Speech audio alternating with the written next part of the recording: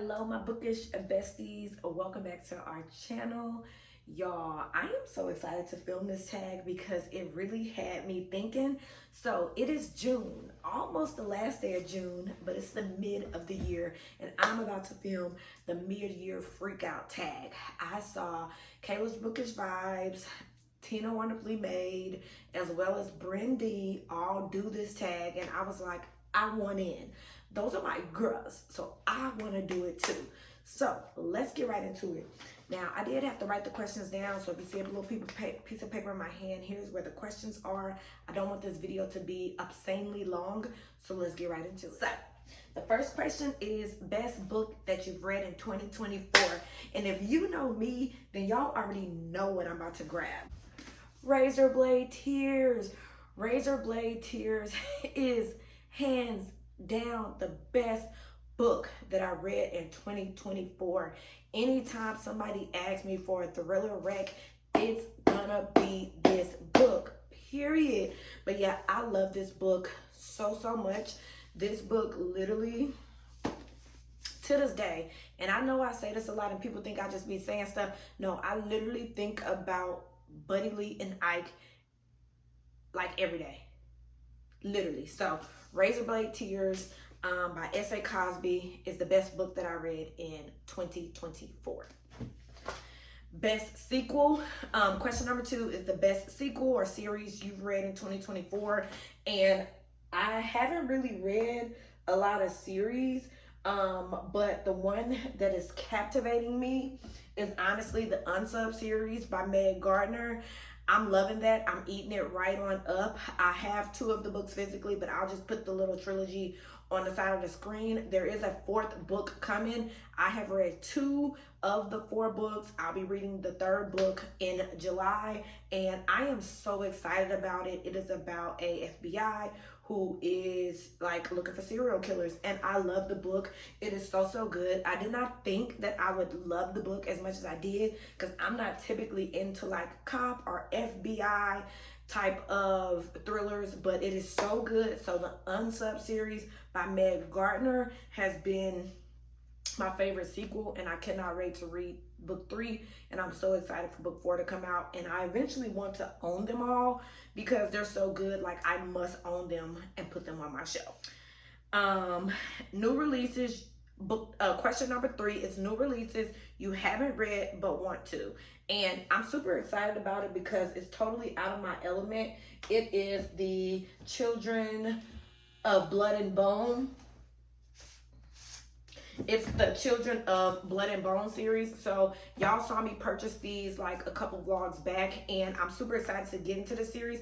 This is not a new series, but it's super new to me, and the newest book actually just came out, and I just have not gotten into them. So it's Children of the Bone by Tony Adeyemi and Children of Virtue and Vengeance by Tony Adeyemi, and I think the next one is something about anguish. I'll put it on the screen. Those are the books that I really want to get into the second half of the year. I want to give fantasy a fair shot. Y'all know I read Blood at the Root, and it wasn't the worst book I ever read, but I've been hearing that there are better fantasies I could have started with. So I really want to get into Children of Blood and Bone, that series, and I put it in the new release question because the new one just came out, and I thought that I would just let you guys know about these 2 books, but I want to read all 3 of them, especially the last one because it sounds so good. Question number 5 is biggest disappointment this year, and honestly, y'all might hate me for this, but Home is Where the Bodies Were. Like, this was highly anticipated. This was so highly anticipated for me. I think the cover got me and a lot of us. The cover had me. I was absolutely enthralled. I could not wait for this to come out. And if you watch my previous video, my monthly wrap up, then you know I just gave it a 3.5. It was just okay. I expected this to blow me out of the water and be a 5-star read. But yeah, that book disappointed me. Most surprising book. So I actually have 2. The first book that surprised me a lot was Listen for the Lie by Amy Tintera. This one surprised me so much because she's a new, kind of like a debut author to thrillers, and I went into it not thinking that I would love it. I did receive it from her as an ARC, so this is the ARC copy. The book has come out since then. It came out in March of 2024, but I loved Listen for the Lie by Amy Tintera. I think I gave it 4 or 5 stars. It was really, really good, and it surprised me because I believe that she writes other books, but this was like the first thriller, the first mystery, and she knocked it out the park. She's like, bruh, like she know how to write. She should have started writing this in the beginning.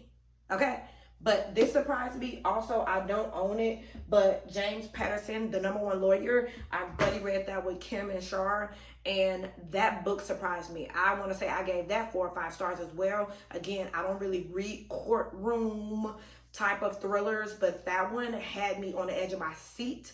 I enjoyed the #1 lawyer by James Patterson so much. So those are the 2 books that surprised me the most. Question number 7 is new favorite author, and it doesn't have to be like a new debut author, just a new author to you maybe. And this is a new author for me. So I have 2 of her books. Let me grab them.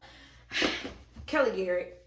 I have talked about Kelly Garrett on my channel so many times, but I discovered her in 2024, so she's a new author for me. And I read Missing White Woman. This was the first book that I read by her, which I also received as an ARC, which is why I love receiving ARC, whether they're actual books or ebooks on my Kindle, because then I get to experience new authors. But she has become a new favorite. I loved Missing White Woman. It was so good. And then I also own Like a Sister by her, which I have not read, which I need to read ASAP.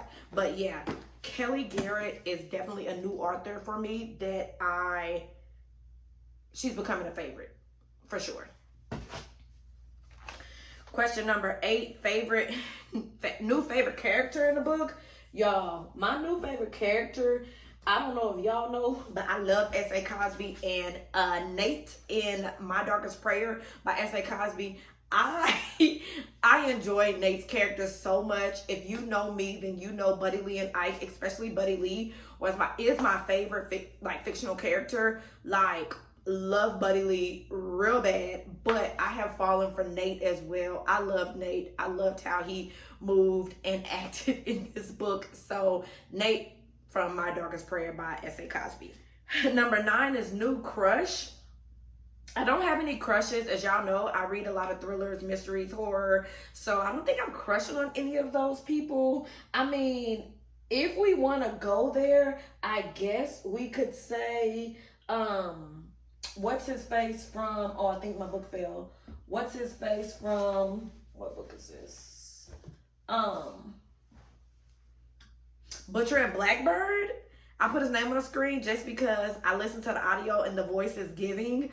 But yeah, I don't really have any crushes because the books I read are kind of creepy, so I don't think I would be crushing on them. I don't read any romances. The next question is a book that made you cry. That was question number 10. And y'all already know, I literally was at my desk bawling, had to excuse myself. My coworker was like, girl, what's wrong? Somebody died?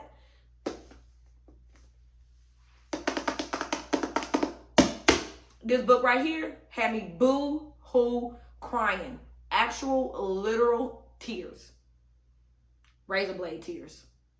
Number 11, book that made you happy. So a book that made me happy that was like I didn't expect it was, if I can find it, Legends and Lattes by Travis Baldree. I loved this book. I loved Liv, and I just love this book. This was the perfect book when I read it. It was the perfect time that I read it because I needed something different. And Legends and Lattes, I know it's circulating. A lot of people have mixed feelings about it, but me personally, I love this book. It made me happy. It made me smile. It made me feel good.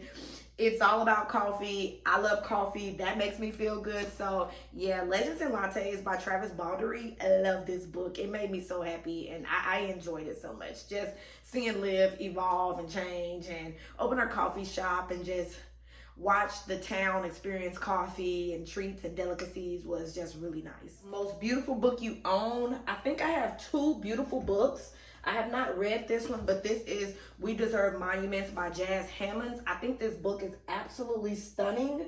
It is gorgeous. So, so, so, so gorgeous. I think it is beautiful. And then the other book that I think that's absolutely gorgeous is honestly Blood at the Root by Ladarian Williams. Like, this book is so gorgeous. Like the black boy, the hoodie, the blue. I think that this is gorgeous. So these two books, and they happen to be blue, to me are my most beautiful books. Like, I love this cover. She's gorgeous. So, and the last question is, what books must you read by the end of the year? It's a lot of them, but a book that I really want to get to by the end of the year would probably be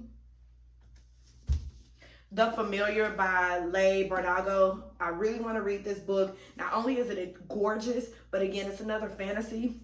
And if y'all can't tell, I'm trying to get into my fantasy bag anyhow, and I really want to read this book. I started it and I'm intrigued, but then I stopped.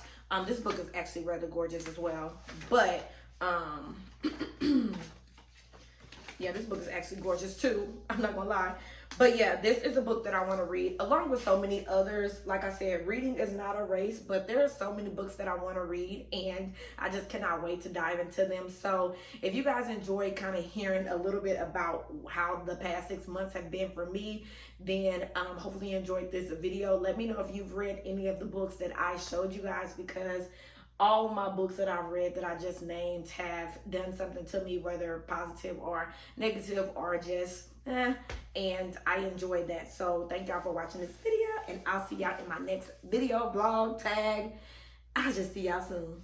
Bye.